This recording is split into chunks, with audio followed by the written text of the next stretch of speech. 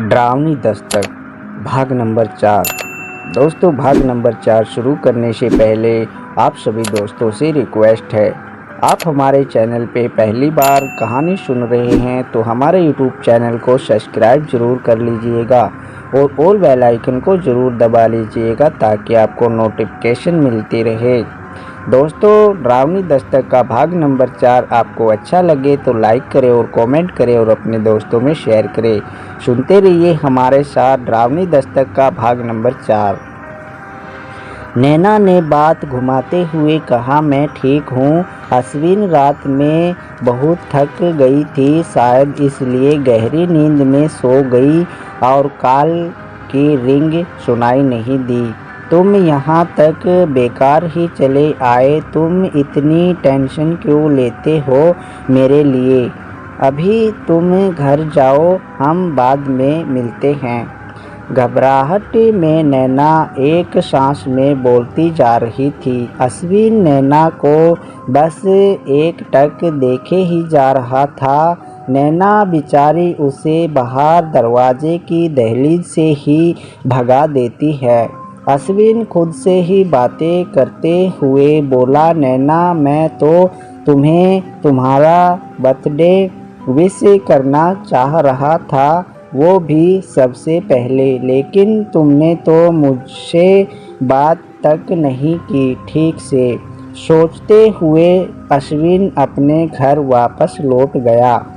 इधर नैना उस साए पर बरस पड़ी, बोली, आज तुम्हारी वजह से मैंने पहली बार अपने दोस्त को अपने घर में नहीं आने दिया। साया गुस्से से बोला, अच्छा, तुम्हें तुम्हारे दोस्त के लिए बुरा लग रहा है?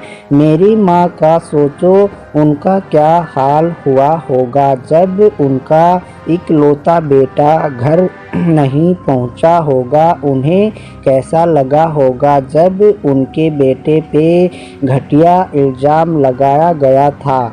उनके दिल पे क्या बीती होगी, सोचा है तुमने? इतना बोल वो रो पड़ा। नैना डरते हुए बोली, तुम रो रहे हो?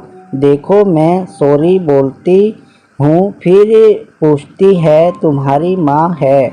उस साए ने कोई जवाब नहीं दिया। फिर पूछती है, नैना, तुम्हारे साथ हुआ क्या था और तुम्हारा नाम क्या है? साया, मेरा नाम कबीर है, मैं भी तुम्हारी तरह दिल्ली का ही रहने वाला हूँ। तभी नैना का मोबाइल रिंग करता है। नैना कॉल रिसीव करती है। कॉल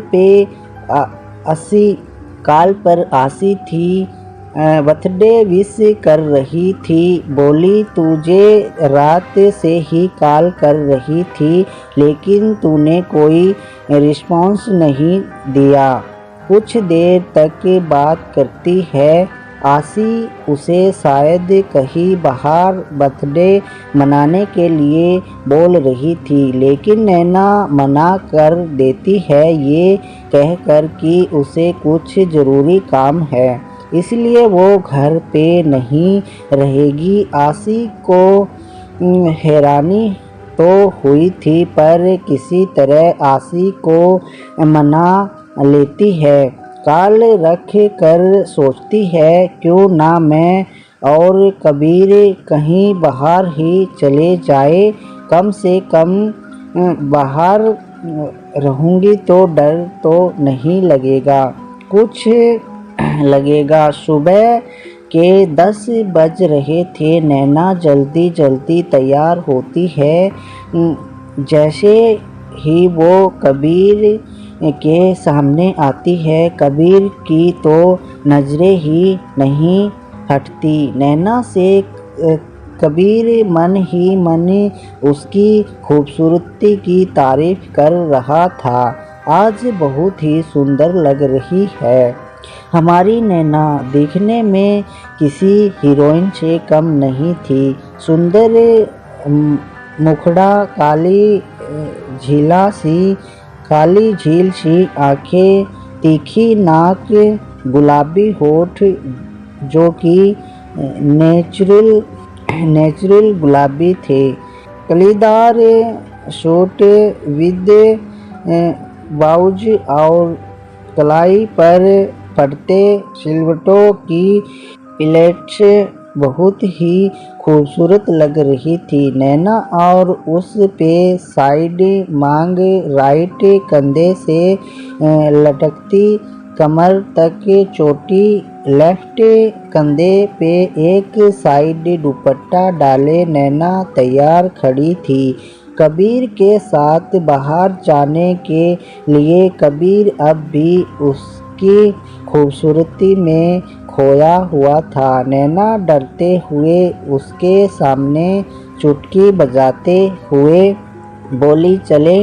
कबीर अपने ख्यालों से बाहर आता है और नजरें झुकाए जब चलने को हुआ कि तभी नैना फिर डरते हुए बोली, कबीर तुम मेरे साथ ऐसी लुक में चलोगे? कबीर